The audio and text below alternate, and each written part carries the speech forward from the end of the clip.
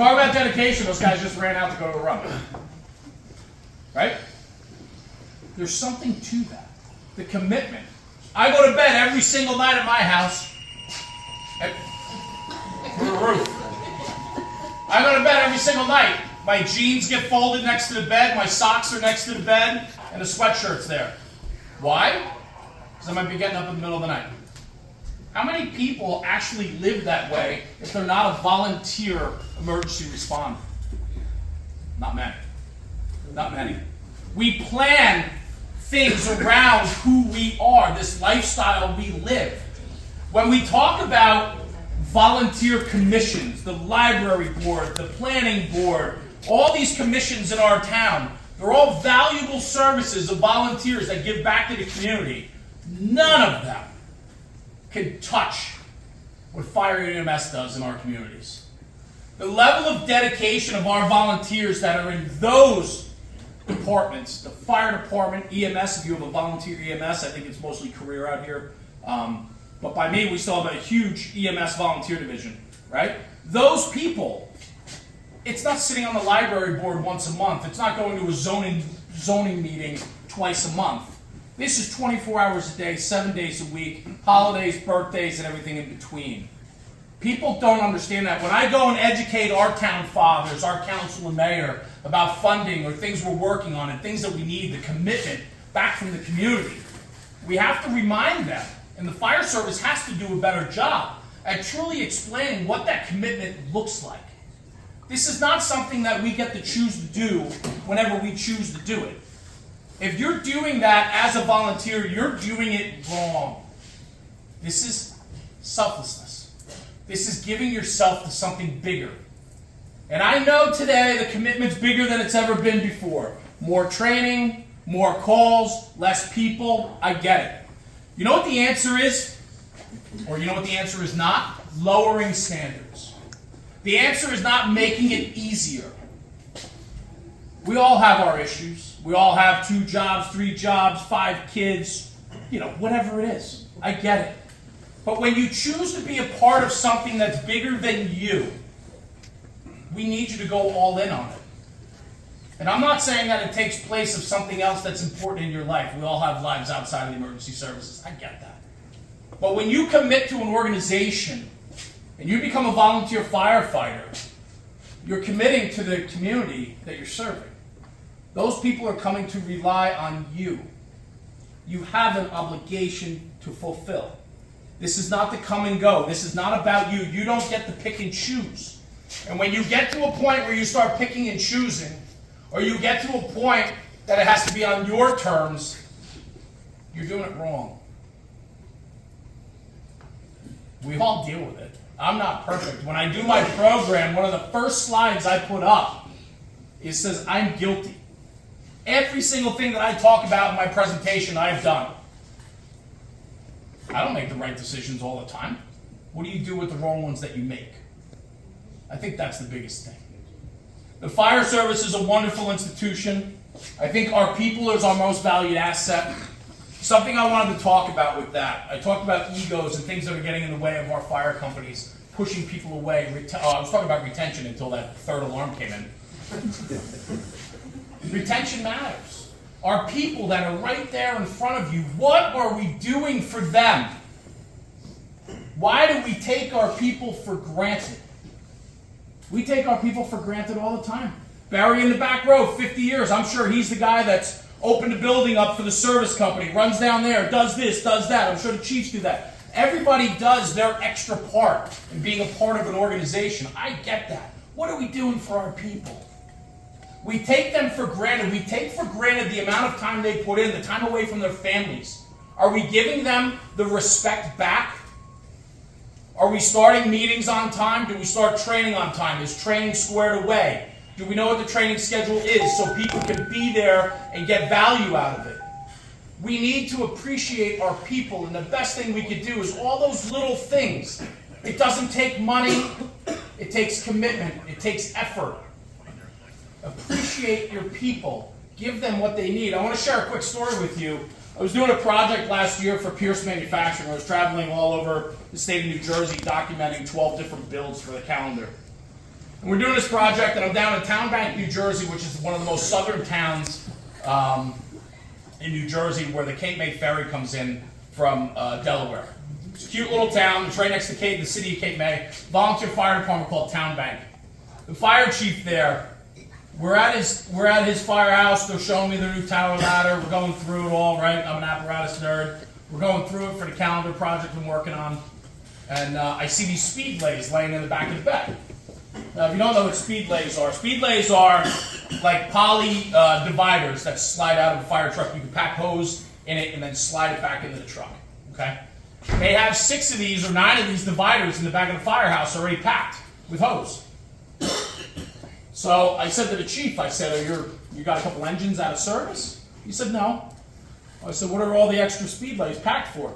He goes, those are for my people. I said, what do you mean by that? He said, well, when we go out on a fire, instead of taking time at the fire ground or in the firehouse when we get back from a job, they just don't unroll the hose, throw it on the back bumper, we come back to the firehouse, we take the new speed lays, throw them in the truck. Ready to go. He goes, my guys just spent an hour, 2, 3, 4 hours at a job. The last thing I'm going to ask them to do is spend another hour or 2 at the firehouse cleaning up after that job.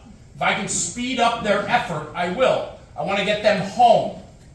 I want to get them showered. I want them to get back to their jobs or their families. And so if I can have extra speed lays in the back, that's less hose packing that night after the fire. And I sat there, and if you haven't noticed, I talk a lot. And I sat there and I was kind of speechless. Because that was something I never thought about in valuing your people's time. A home response volunteer department, they spend 2 hours out of the fire, they come back. The truck's back in service within 5 minutes of just packing the new lines. They can come back tomorrow night on a work detail if they want to. Or the guys can put that hose back in service when they can get to it. I'm not saying it's right or wrong. What I'm saying is that chief recognizes the importance of his people's time. I think one of the worst things we do in the volunteer fire service is we waste our people's time. Time is more valuable than money today. When you ask somebody how they're doing, they don't tell you they're poor. They tell you I don't have enough time. I'm busy. I say it all the time. I'm guilty of this. I say it all the time. Super busy. That's all I do is busy. We were talking before. I'm busy. Right? I don't tell her that my bank account, I wish I had more zeros in my bank account. We don't say that. Time is important. Time is valuable. Find out what's valuable to your people in your department and give them that. Retention is a huge part of this. Don't put recruitment and retention in the same sentence. Recruitment is one issue, retention is another. We already have the people in the door. Let's double down on them. Let's create a culture that wants to keep them here. We want you to stay. We appreciate you. We know how much time you put in. This is what we can offer you. I think that goes a very, very long way. I also challenge you, the individual. I said it before, you make a commitment to the department. I challenge you. The fire service can be incredibly rewarding. We all join for our own reasons, whether it's serving the community, whether it's the adrenaline, whether it's looking for something more, camaraderie, something to belong to. We all join for different reasons, but man, when you get there and you get that hook, I always ask people, what's the hook for you? What made you stay? We can all walk through, and trust me, my home department, we have people come through, and at times it's a revolving door. They realize it's not for them. They realize that this is not the library committee. See, the thing is, we actually go to fires. We actually put our lives on the line. We get in dangerous positions. That is part of what we do. And we don't have a choice to do otherwise.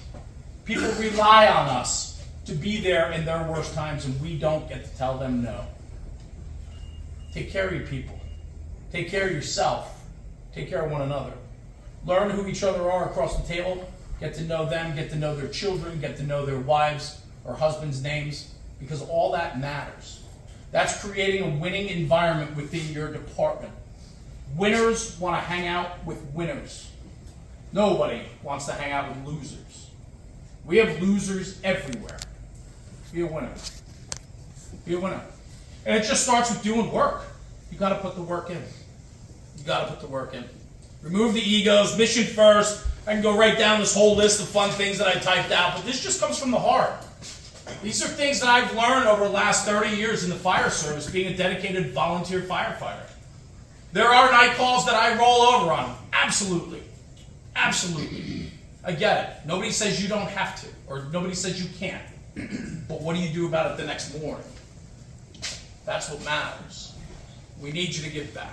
And these guys are back. Good, Chief? Everything good? I was this close to having a like here, no guy on a Hamlet truck.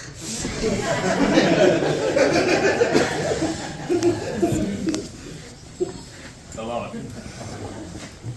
I think ultimately to kind of wrap this conversation is create an environment that promotes firemanship, create an environment that people want to be a part of, excite your members, appreciate your members, and double down on your winners. I'll finish with this. This one hits. Winners win. I talked about it. I talked about it in my program, and I talk about the 3/3.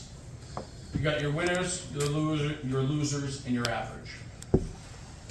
And I challenge leaders all the time to double down on your winners. The average can come up. Losers, they're typically losers. Losers bring your organization down, and when you give them a place to flourish, they will bring your organization down too. The average is looking for direction and they want to come up. Winners win because they win. Because they have the dedication, the heart, the experience and knowledge to go get it. The work ethics, morals, values. Winners win. Your fire company, Maplewood, winners. Mission statement, duties, jobs, commitment. I see it when I walk through the door. That is a place that promotes winners. It's awesome. Because I know I like being on a winning team. And if you're on the losing team, you can do two things. You can put in the work and turn it around, or you're going to jump ship. Volunteer fire service needs to do a better job across the board with our people. We need winners. We want winners. Winners create a winning environment. A winning environment does the best it could ever do for its people. And if I leave you with anything, thank you. Thanks for everything you do. That whole cliche thing, thank you for your service, it's hilarious. People outside of the fire service, they use that, and they think it's a way, a compliment. Thank you for your service. You know what it is for us? We love it. It's a lifestyle. It's who we are. It's our identity, and we're very proud of that. And if you're proud of it, then don't let the losers win. Let the winners win. Chiefs in this room, politicians, double down on your winners. Double down on your winners. We need more winners in this world. And thank you. Thank you very much.